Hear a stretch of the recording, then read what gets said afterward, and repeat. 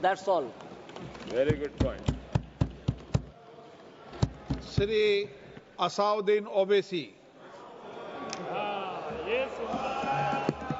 बहुत बहुत शुक्रिया सर। स्पीकर सर, मैं ये वक्फ तरमीमी बिल की मुखालिफत में खड़ा हुआ हूँ।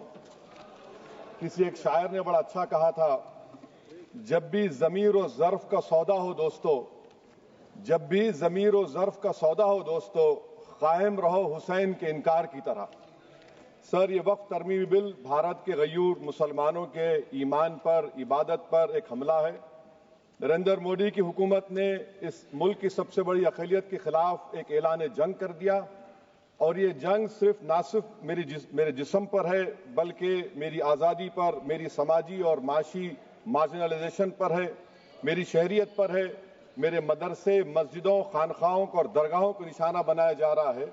और ये हुकूमत सच्चाई को नहीं बयान कर रही है कि ये तरमीमी बिल से मुसलमानों का तहफ़्फ़ुज़, तरक्की और गुर्बत का खात्मा होगा। ये सरासर झूठ है। सर, अगर आप आइन के आर्टिकल 14 को देखेंगे तो उसमें लिखा हुआ है इक्वल प्रोटेक्शन। अब आप देख लीजिए सर कि हिंदू, सिख और जैन को और बौद्ध को उनके एंडोमेंट में तहफ़्फ़ुज़ मिलेगा, क्योंकि उनका एंडोमेंट बाय यूजर बरकरार है और उनका एडमिनिस्ट्रेशन उनके हाथ में होगा कि गैर हिंदू या गैर उनके मजहब का आदमी दान भी दे सकता है उनके लिए, और एंडोमेंट बोर्ड का तहफ़्फ़ुज़ भी मिलेगा, क्योंकि उसके ऊपर ओवरराइडिंग क्लॉज अप्लाई नहीं होगा, लिमिटेशन का कानून उस पर अप्लाई नहीं होगा। उसके बरक्स ऑपोजिट आप देख लीजिए, मुस्लिम वक्फ को वक्फ बाय यूजर निकाल दिया गया। एक मुस्लिम वक्फ की जायदाद पर कब्जा होगा, लिमिटेशन लगेगा तो जो एनक्रोचर है, जो खाबिज है, वो रातों रात मालिक बन जाएगा और एक गैर मुस्लिम वक्फ बोर्ड को एडमिनिस्टर करेगा। ये आर्टिकल 14 के इक्वल प्रोटेक्शन का वायलेशन। अब आर्टिकल 14 में सर इक्वालिटी बिफोर लॉ भी है, और उसका कैसा वायलेशन हो रहा है कि कोई आर्बिट्ररी स्टेप नहीं ले सकता और कोई भी ऑफिशियल किसी भी तरीके से गलत आर्बिट्ररी फैसला नहीं लगा। यहां पर आप एक डेजिग्नेटेड ऑफिसर को रखकर वो फैसला लेगा कि ये जायदाद वक्फ की है, गवर्नमेंट की है। क्या ये प्रिंसिपल्स ऑफ नेचुरलिटी के खिलाफ नहीं है जिसका तकर्रुर एग्जीक्यूटिव करती है? ये हमारे theory of separation of powers, Bharat के आइन का बेसिक स्ट्रक्चर का हिस्सा है। क्या इसका वायलेशन नहीं है?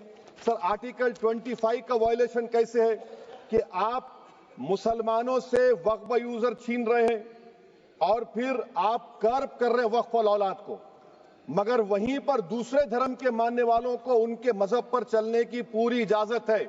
लफ्ज जो आर्टिकल 25 में इस्तेमाल हुआ सर, वो इक्वली एंटाइटल्ड, यहां पर मुसलमानों के इक्वल एंटाइटल्ड नहीं हो रहा।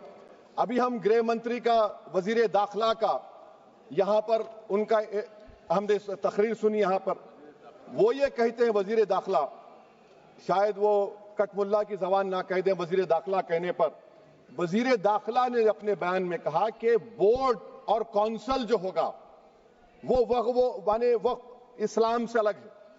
सर, अगर ये बात सच है आपकी, तो फिर आपको यह कानून बनाने की जरूरत ही नहीं है। आप एक नॉन स्टैट्यूटरी बॉडी बना दीजिए। ये जो कानून बन रहा है ना सर, ये आर्टिकल 26 इसका सोर्स है, और आर्टिकल 26 जब इसका सोर्स है तो आर्टिकल 26 का ABCD क्या कहता है कि रिलीजियस डिनोमिनेशन को अपने मजहब के अफेयर्स खुद चलाना, मूवेबल इमूवेबल प्रॉपर्टी को लेना और एडमिनिस्टर करना। जब हिंदू धर्म को, बौद्ध धर्म को, सिखों को यह राइट दिया गया है, तो आप कैसे मुसलमानों से छीन रहे हैं? तो ये आर्टिकल 26 का ग्रेव वायलेशन है। तो सर, अब वक्फ बाय यूजर का मामला देखिए, मिनिस्टर साहब ने कहा कि एंक्रोचमेंट हो रहा है, 17,000 एंक्रोचमेंट हुए हैं। तो यही नरेंद्र मोदी की हुकूमत ने 2014 में उस वक्त के मंत्री ने एक Waqf properties eviction of unauthorised occupants bill को इंट्रोड्यूस किया। आपने विड्रॉ कर लिया 2024 में उसको। क्यों विड्रॉ किया सर आपने? जब आप मान रहे थे कि एंक्रोचमेंट हो रहा है तो आपने बिल को विड्रॉ कर लिया। अच्छा सर, अब वक्फ बाय यूजर को आपने निकाल दिया, माने कंडीशन क्या लगाए कि अगर उसमें डिस्प्यूट होगा और गवर्नमेंट प्रॉपर्टी होगी। सर, डिस्प्यूट तो है। मिसाल के तौर पर मोहिबुल्लाह साहब जिस मस्जिद के इमाम हैं, पार्लियामेंट के सामने मस्जिद है सर, 123 प्रॉपर्टीज में मस्जिद है, डिस्प्यूट चल रहा है। कल कलेक्टर या डिस्ट्रिक्ट ऑफिसर बोलेगा कि भाई साहब ये गवर्नमेंट प्रॉपर्टी है, स्टिकर लगा दिया जाएगा, मस्जिद बंद, गवर्नमेंट प्रॉपर्टी हो गई, होगी ना सर? अब ये बताइए, आप जब से यहां पर पूरे बीजेपी रूलिंग पार्टी हमको ज्ञान दे रहे हैं कुछ नहीं होगा, कुछ नहीं होगा, मैं दलील के साथ बता रहा हूं आपको। ये मस्जिद दिल्ली गवर्नमेंट बोलती हमारी है, वक्फ दिल्ली वक्फ बोलता हमारी है, तो सर वक्फ बाय यूजर, अगर मैं अपनी गवर्नमेंट के खिलाफ वक्फ बोर्ड वक्फ बाय यूजर इस्तेमाल नहीं करेगा तो क्या है सर? अच्छा, ये अमेंडमेंट जब हो जाएगा तो मुझे कहने दीजिए सर, सिर्फ प्राचीन मंदिरों की हिफाजत होगी, मस्जिदों की नहीं होगी। अब सर आप आ जाइए, अगर डिस्प्यूट मेरा एंशिएंट मॉन्यूमेंट से वक्फ का, एक मिसाल दे रहा हूं, दिल्ली में 172 वक्फ प्रॉपर्टीज एएसआई कंट्रोल में है, मैं तो हार ही गया वो, क्योंकि मेरे पास डॉक्यूमेंट नहीं है। आप कह रहे हैं कि डॉक्यूमेंट चढ़ाओ, अगर मेरा गवर्नमेंट से डिस्प्यूट चल रहा है मैं तो क्लेम ही नहीं कर सकता, क्योंकि आप जज बनेंगे, आप ही फैसला करेंगे, और जब तक आप फैसला नहीं करते वो वक्फ की प्रॉपर्टी नहीं होगी। वो प्रोविजन डाल दिया आपने। अच्छा, अगर मेरा डिस्प्यूट एनक्रोचर से होगा सर, तो एनक्रोचर में तो आपने तो 107 को डिलीट कर दिया, आप रातों रात खाबिज को, एनक्रोचर को मालिक बना रहे हैं। सर मैं ये पूछना चाहता हूं आपके जरिए हुकूमत से, एक मुंबई में एक बहुत बड़े दौलतमंद है, खोजा बरादरी का यतीम खाना था, उन्होंने 2004 या 5 में 22 करोड़ में खरीद लिया। वो केस सुप्रीम कोर्ट में कि आप उनको मालिक बनाना चाहती है लिमिटेशन एक्ट अप्लाई करके, हमको बताइए, हम जानना चाह रहे हैं। और सच्चर कमेटी ने सर 2007 में कहा कि दिल्ली के 123 प्रॉपर्टीज की मार्केट वैल्यू 6000 करोड़ की। आज हम 2025 में आ गए, क्यों आप उन प्रॉपर्टीज के खिलाफ पड़े हुए? 1976 में उस वक्त के वजीर आजम इंदिरा गांधी लेटर लिखा, इसको आप दे दीजिए, मगर आप उसको मानने को तैयार नहीं है। तो सर और एक जो झूठ फैलाया जा रहा है, management empowerment efficient development, sir this bill takes any management from the hands of Muslims, disempowers the waqf in comparison to any other stakeholder, takes away the efficiency of administration and hampers development. Waqf disempowerment in the name of efficiency, inefficiency is being created. The progress of development from pre-independence till today is sought to be destroyed. Sir अभी हमारे home minister साहब ने फजल पुकाया case का जिक्र किया। Sir मैं आपसे गुजारिश करूंगा कि होम मिनिस्टर जरा अच्छे लोगों को रखकर इंफॉर्मेशन ले। फजल पुकाया का ऑबिटर क्या है? इट इज ऑबिटर, वो रेशियो डिसेंडेंटाई नहीं है जो आपने कहा है। अच्छा सर, शेड्यूल ट्राइब के बारे में कहा, क्या शेड्यूल ट्राइब में मुसलमान नहीं होते? शेड्यूल कास्ट में नहीं होता मुसलमान, शेड्यूल ट्राइब में मुसलमान होता। तो क्या आर्टिकल 25 मेरा चला गया, आर्टिकल 26 चला गया, आर्टिकल 14 चला गया, 15 चला गया, 29 चला गया? लक्षद्वीप का एक मुसलमान एमपी है, क्या उसको राइट नहीं है क्योंकि ट्राइबल है? क्या कह रहे हैं आप? इस ऐवान को क्यों गुमराह कर रहे हैं आप शेड्यूल ट्राइब के नाम पर? सर और एक चीज जो आपको बता रहा हूं सर, अब आप जब आर्टिकल 26 से मेरा सोर्स है, तो आप सेंट्रल वक्फ काउंसिल में 22 में से 11 आप नॉन मुस्लिम को बना सकते हैं। रिलीजन न्यूट्रल आपने कह दिया, और आप बनाएंगे, क्यों बनाएंगे आप? स्टेट वक्फ बोर्ड में 7 नॉन मुस्लिम होंगे और 4 मुसलमान। क्यों होंगे? क्योंकि आप लॉ में 95 में डायरेक्ट मैनेजमेंट में ले सकते हैं 5 साल के लिए। आप वक्फ बाय यूजर को आप कलेक्टर डिस्ट्रिक्ट ऑफिसर बोलेगा ये वक्फ की प्रॉपर्टी नहीं है, तो वो वक्फ बोर्ड खामोश बैठ जाएगा, कुछ एक्शन ही नहीं लेगा, क्योंकि वो आपके प्यादे हैं।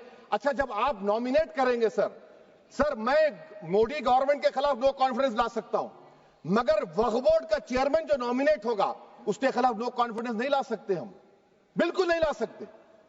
क्या मजाक है बताइए आप? ये डेमोक्रेसी है। नॉमिनेट भी स्टेट गवर्नमेंट करेगी, वो अगर डिक्टेटर बन जाएगा जैसा आज भारत में हो रहा है तो वो भी नहीं हटेगा।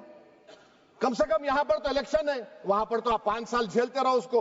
अच्छा सर, अब ये जो क्लॉज 11 और क्लॉज 9 आप 16AA से देखिए, where the qualification of the members of the board has been limited only to 3 categories contained in 14(1)(c). Intention is very clear that the majority is to be packed with non-Muslims. So who will defend my interests, sir? If I cannot depend on the state waqf board, central waqf council, which are going to comprise non-Muslims, this in itself is a clear violation of Article 26, 14 and 15, sir. अच्छा sir, CO पहले 95 act में था कि word मुस्लिम, आपने गायब कर दिया उसको। अरे आखिर क्यों इतनी नफरत है आपके लफ्ज मुसलमान से? अच्छा फिर क्या कह रहे हैं आप कि ये भी आर्टिकल 26 का वायलेशन है। सब जितने हिंदू धर्म के प्रॉपर्टीज हैं, सिख धर्म के हैं, बौद्ध के हैं और आपके जैन के, वहां पर उन्हीं के मजहब का ऑफिसर होगा। और कहां पर नहीं होगा? वक्फ बोर्ड में। Waqf board is a pure religious institution, इसको समझने की जरूरत है। तो आप ये कर दे रहे हैं सर। अच्छा सर आप देखिए, अब आप आ जाइए ये ट्राइब्यूनल पर। मुझे समझ में नहीं आया सर कि हमारे होम मिनिस्टर वजीर दाखिला ने क्या कह दिया कि 2013 का जो कानून है वो नहीं बनता तो हम नहीं लेके आते। मैं बड़े अदब के साथ उनसे पूछना चाह रहा हूं कि क्या उस वक्त राजनाथ सिंह साहब, आडवाणी साहब, हमारी लेट सुषमा स्वराज, ये बड़े बड़े नेता यहां बैठे थे? आपने यूनानिमस उस कानून को पास करवा दिया। कीर्ति आजाद थे उस वक्त, अब यहां बैठे हैं वो टीएमसी में। तो क्या आप गलत थे या वो गलत थे? हमको बता दीजिए, आप बता दीजिए। क्योंकि अगर आडवाणी आपके लिए बहुत बड़ा नेता है, मेरे लिए नहीं हो सकते, आपके लिए आपने पद्मश्री दिया उनको। मोहतरमा सुषमा स्वराज की जबरदस्त तकारीर का मैं कायल हूं। वो बैठकर उस 2013 को यूनानिमस पास कर दिए। मुझे कंफ्यूजन है कि क्या अमित शाह, नरेंद्र मोदी बड़े हैं या आडवाणी बड़े हैं? आपके लिए आप तय कर लीजिए। अच्छा सर, आपके tribunal sir, railway Clements tribunal, NGT tribunal, income tax, वैसे 14-15 ट्राइब्यूनल है। हिंदू एंडोमेंट का ट्राइब्यूनल, सबका अपील नहीं होती, रिव्यू होता है। गृह मंत्री सरकार कह रही है कि नहीं, रोक दिए, रोक लगा। कैसे रोक लगाते हैं? रिव्यू और अपील में तो फर्क होता है ना सर। आप ही कह रहे हैं कि पूरे कोर्ट्स में बैकलॉग है और आप अपील कर रहे हैं। अच्छा सर, रिटायर्ड डिस्ट्रिक्ट जज 95 में सिटिंग डिस्ट्रिक्ट जज था, जो एडमिनिस्ट्रेटिव कंट्रोल था सीजीआई साहब, उसको निकाल दिए। अच्छा सर, अब आप अभी हमारे मंत्री साहब ने कहा trust, sir Shri Sai Baba trust 2004, वो ये कहता है जो ऑफिसर उसमें काम करता उसको साई बाबा का डिवोटी होने चाहिए और उसको डिक्लेरेशन लिख के देना पड़ेगा। यहां पर हो रहा तो यहां पर क्यों नहीं हो रहा? अच्छा सर, आप फिर देख लीजिए, ये आपका हो गया सर। हाँ, अब अमित शाह साहब ने सेक्शन 2A के बारे में कहा और उन्होंने इस बात का इकरार कर लिया कि दाऊदी बोहरा के लिए यह बनाया गया है। मगर मैं आपके जरिए से गवर्नमेंट से पूछना चाह रहा हूं, आपने तो उस प्रोवाइजो में दाऊदी बोहरा का नाम ही नहीं लिखा। आपने उनको भी थैंक यू कर दिया, उनका नाम क्यों नहीं लिखा आपने? और सर, और गवर्नमेंट क्या कर रही है? आप मुस्लिम समाज में जो बेकार किस्म के लोग हैं उनको एक रास्ता बना रहे हैं, एग्जिट दिखा रहे हैं कि तुम्हें वक्त से बचना है तो तुम्हें ट्रस्ट बना लो। ये क्या कर रहे हैं सर आप? कम से कम उन दाऊदी बोहरा को आप दे देते। अच्छा sir, clause 3V section 36 clause 18 देख लीजिए। Oral Waqf, oral appointment has sought to be discontinued even though it is recognized practice in Islam. Muslim personal law is recognized oral waqf and 1937 Shariat Application Act. Sir आप clause 39 पर आ जाइए। 5 साल के लिए मुसलमान। मैं किरण रिजिजू से पूछना चाहता हूं, सर दाढ़ी रखे तो मुसलमान प्रैक्टिसिंग है या क्लीन शेव आपकी तरह है? तो बताइए हमको, प्रैक्टिसिंग क्या होगा? अच्छा, किसी को पकड़ के मॉब लिंच कर दिया और बोले कि JSR का नारा लगाया, और वो JSR का नारा लगाया तो क्या मुसलमान रहेगा? नहीं रहेगा। या फिर देश के प्रधानमंत्री ने कहा था कपड़े देखकर पहचानो, तो क्या कपड़े देखकर आप कह देंगे? अच्छा, अगर कोई क्रिश्चियन हिंदू धर्म कबूल करता है तो क्या वो मंदिर को नहीं दे सकता प्रॉपर्टी? फिर भारत के संविधान में आर्टिकल 300 क्यों है सर? राइट टू इक्वालिटी क्यों है? फ्रीडम ऑफ रिलीजन क्यों है? 5 साल कहां से लाएंगे? अच्छा सर, और एक चीज सर, और एक चीज मैं आपको बोल के खत्म कर दूंगा सर। इस बिल में वक्फ औलाद का सर, इसमें आप देखिए clause 432, the creation of waqf al-awlad shall not result in denial of inherent rights to heirs, including women heirs or the waqif or any other right of person. Sir, ये article 25 का violation है, शरीयत application act 37 का violation, article 300A का violation है। अच्छा, हिंदू धर्म में सेल्फ एक्वायर्ड प्रॉपर्टी को एक हिंदू, अब उसके फर्ज के 2 बच्चे हैं, वो एक को अपनी पूरी दौलत दे सकता है, कोई रोक टोक नहीं है। वो कहेगा नहीं मैं घर के बच्चों को नहीं दूंगा, मोहल्ले के गरीब को दे दूंगा, वो भी कोई रोक टोक नहीं है। वहां पर आपको बच्चों की फिक्र नहीं है। जब मैं अपनी प्रॉपर्टी को अल्लाह को मालिक बनाकर दे रहा हूं, आप कह रहे बच्चियों की फिक्र नहीं है। इतनी मोहब्बत आप बिल्किस बानो से दिखा देते तो आपके लिए दुआएं देती आपके लिए। तो सर आप दूसरी बात आप देख लीजिए सर, आखिरी बात कहकर मैं अपनी बात को मुकम्मल कर रहा हूं सर। नहीं मुकम्मल कर रहा हूं। स्पीकर साहब बहुत टाइम दे दिए। सर आप देखिए, इसमें अमित शाह साहब बोले कि इतनी प्रॉपर्टीज का कब्जा हुआ, चोरी हुई, ये हुआ। सर क्लास 2652A सेक्शन, अगर कोई प्रॉपर्टी बेचता है 2 साल की सजा थी, आपने क्या कर दिया, उसको 6 महीने कर दिया। नॉन बेलेबल था, आपने बेलेबल कर दिया। सेक्शन 40 की बात करते हैं। सेक्शन 40 में सर हमको जो ज्वाइंट वर्किंग कमेटी का जो नोट्स दिए, उसमें मिनिस्ट्री ऑफ माइनॉरिटी अफेयर्स ने कहा कि 30 साल में 515 केसेस सेक्शन 40 के और सिर्फ 8 लोग कोर्ट को गए। वक्फ यूजर का कानून तेलंगाना आंध्रा में है, सेक्शन 40 का कानून तमिलनाडु 63 है, आंध्र प्रदेश में 43 है। और सर आप डायरेक्शन दे रहे हैं। अच्छा क्लॉज 4218B देखिए सर, आप रूल बना रहे हैं, कोऑपरेटिव फेडरलिज्म के खिलाफ है, इतना रूल बना रहे हैं। और आखिर में सर मैं आपको बताना चाह रहा हूं स्पीकर साहब, ये बिल का मकसद सिर्फ मुसलमानों को जलील और रुस्वा करना है, मुसलमानों को दूसरे दर्जे का शहरी बनाने का इनका मकसद है। सर अगर आप हिस्ट्री को पढ़ेंगे तो महात्मा गांधी उस वक्त के व्हाइट अफ्रीका में सफेद फार्म अफ्रीका के कानून को महात्मा गांधी ने कहा था कि ये मेरा कॉन्शियंस इसको मानता नहीं है, मैं इस कानून को कबूल नहीं करता हूं।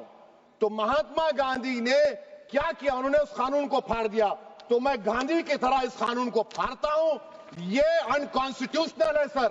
इस देश में झगड़े पैदा करने का काम बीजेपी करना चाहती है मस्जिद और मंदिर के नाम पर, इसीलिए मैं इसका कंडेम करता हूं। और मैं आपसे गुजारिश करता हूं कि मैंने अपने 10 अमेंडमेंट दी हैं, आप इसको कबूल करिए सर, मुझे बोलने का मौका दीजिए और उस पर डिवीजन का मैं डिमांड भी करूंगा। Thank you sir.